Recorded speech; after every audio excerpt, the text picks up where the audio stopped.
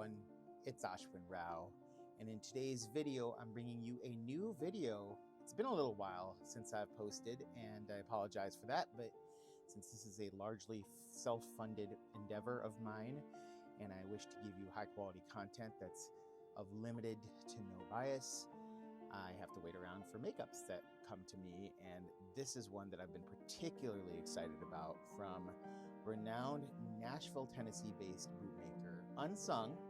As you can see, I've posted a wide range of this particular style of footwear over the course of several months since I've become more and more fascinated with engineer boots.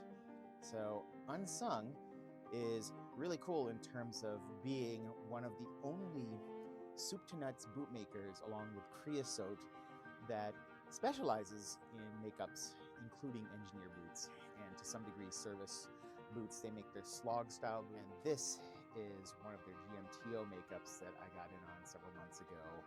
And I'm really looking forward to unboxing it with you and taking a first look. So let's go ahead and do that.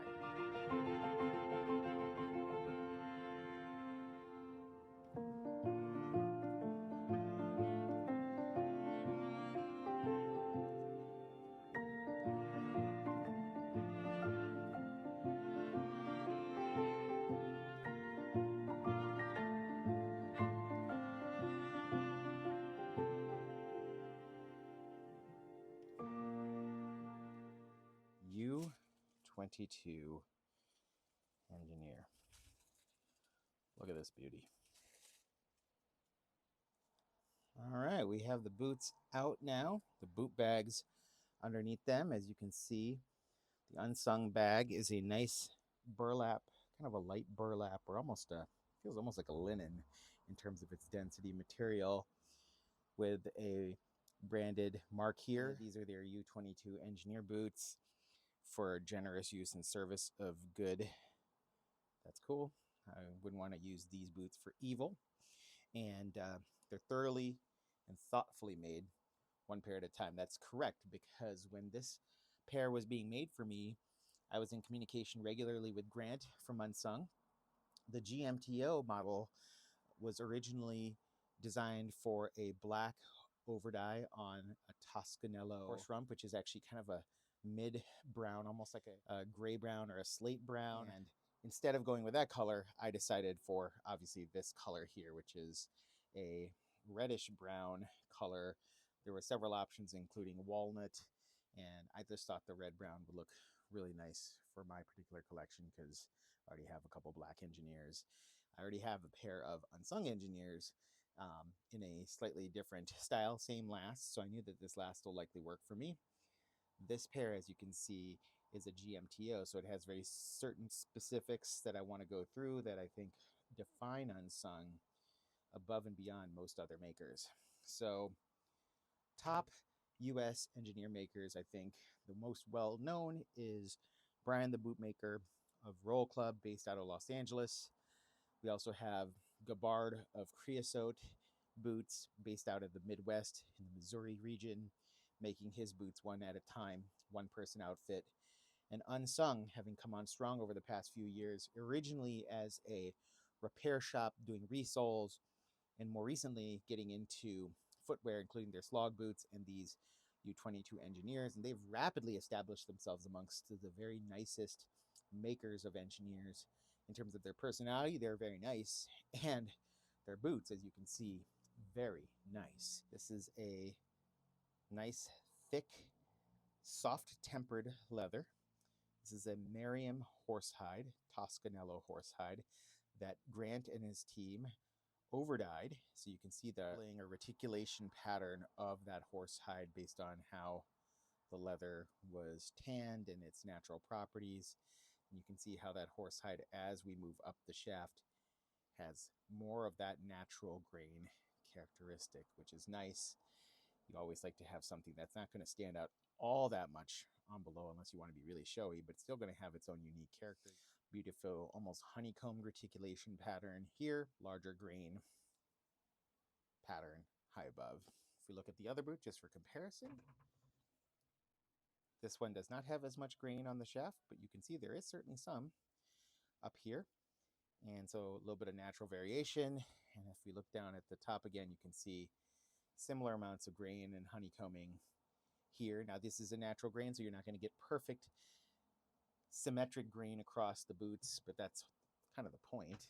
You want something that's unique to you, unique to the boot, and in this case, unique in terms of leather and overdye. Something that is offered, and I took them up on that because I was excited to have this particular colorway, and I really like that reddish brown look. As you can see here, almost an orange reddish brown is how it is turning out, which over time will T-core. That layer will come off and reveal some of that more mid-brown Toscanello color underneath. So I'll be looking forward to that. You can see a darker red-brown edge dressing along this with a Cuban style curved heel, a 4-piece full grain leather heel stack. Here we have a single midsole along with the welt across the top. This is a flat welt here, 270-degree stitching. And then we have this rubber, almost neocork style sole. Reminds me a little of what is often on Alden Indies, but obviously very different design in terms of nail work and stitching. But the material itself reminds me of that Alden Indie neocork sole. Here we have the heel, which is a quarter horse Tennessee Steppers. I'm not sure if that's their own branding. I have not seen that particular heel block, but it's really nice. You can see a beautiful nail pattern along the waist here.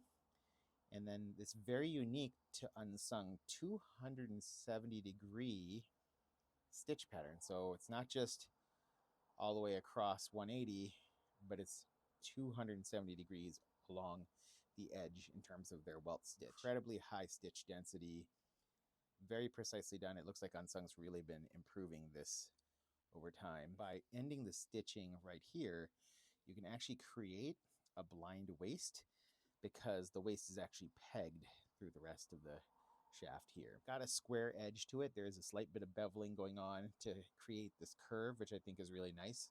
Amount of handwork done. And similarly, if you look right here, there's a bevel that transitions the waist to the heel block. Those little details are what allow a boot like this to really stand out from the crowd amongst us enthusiasts, because we're not going to not just look at the overall pattern, not just the last, not just the shape, but we're going to look at some of these details too. So that 270-degree stitching, the pegged or nailed waist, kind of similar to cowboy boot style manufacturing, but with metal nails instead of pegs. That tapering, which you see in some engineers, this curved heel block with a robust rubber stay here, as well as the 4-piece leather stack, and then this overdye in a very unique color. Here we see a pretty standard brass buckle with a roller buckle top. Similarly up here, we have, I believe, 4 punches in this here and 5 over here. Unsung also does a unique right here with this U-shaped stitch here and here. Sometimes you'll see triangles or fish style things like Brian the bootmaker does, but you can see that U-style stitch there. So you can see everything is done with utmost care. Even the inside stitching is very clearly done. You can see that really cool reticular pattern on the inside, on the unfinished side of this leather, so it's not lined here. This is in size 10, and you can see the print of Unsung here. You see the stitch going down the center here with a double row of stitches along either side to help attach this leather heel backstay. And then this over comes the top of the collar and fastens right here, and is, I believe, skived down, so it's not going to have a rough edge up here. It's just going to be skived and tapered. Not sure if you can see that, but definitely feels a little tapered, skived down towards the bottom there. So just nice little details here. We have a nice darker rolled collar along the top here, which I wanted. Grant also asked me if I wanted a contrasting collar, and I said yes please. And you have that stitching, single row stitch, come down and then form a triangle and turn the corner and come back over on this side here. And 2 rows of stitching along the top collar here. Speaking of the top collar, a unique scalloped top collar, which I really like. And then this very unique shaft, which somewhat bulges out, reminds me a little bit of the Brian the Bootmaker Roll Club styles. but unique in that it tapers more up top. So it gives you more of a, it's a little bit more challenging as a pass through to get your foot in, but then once it's on, the boot does not slop or flip around or wobble on your ankles because it does taper up top. You can kind of see that taper from here to here. It's narrower, so it grabs your whole leg a little bit more effectively, and then it tapers down again right here to give you a nice heel counter and a heel lock. Really like that about Unsung. Other things to pay attention to is the beautiful stitch work done. Triple row of stitches along the heel counter here. And I believe that's a leather heel counter. It feels that way. You can see the double row of stitches with some of that unique stitch detail that elevates this shoe, the amount of craftsmanship and the cleanliness of the work, both here and here, just shows you the level of detail that this maker is putting in, let alone the shape of this heel stay with the backstay with this little turn right here. I just love some of these rather than just being a straight strap that is a little turned right there. As we transition to the front piece here, you see a double row of stitches aligning the top portion of that vamp and then a single row to follow. So I love that double single pattern. I've seen in a few makers. And then this was another option that you could choose whether you wanted another nice demonstration of the skill and execution, as well as just giving me something unique to put on my feet that we can talk about, because this line, I'm not sure if it's still used for this purpose, but it can help with symmetry in terms of the lasting process. If you do it that way, it may just be a aesthetic choice at this point, but needless to say, it's well executed. This has a unstructured toe, so that will collapse over time. And you can see the really nice last shape from Unsung. It's a rounded off square-toed last that is slightly asymmetric and just executed in great manner. It's almost like a bespoke shoe where you have that blinding of the waist, a tapered or beveled waist, transitioning to an offset heel block, which is something I really like. And that all happens in this shoe based on the handwork done to create this scalloping and blinded waist, the added details of the nailing, just everything is done to almost utter perfection here. So to say that I am pleased, I think would be an understatement. The unsung stitch pattern that you see right here, and again, the slight contrast. It's really tonal stitching. It looks contrast on the video, but it's tonal stitching on the upper right there. Strap leather is nice and thick, that nice Merriam leather that, as I mentioned, has overdyed, and almost this reticulation creates almost like a marbling effect, I guess. It just sort of has that vibe to it. In terms of just hand feel and look, Unsung is potentially the best that I own. I love my Zeros boots. I love my brand, the Bootmaker roll clubs.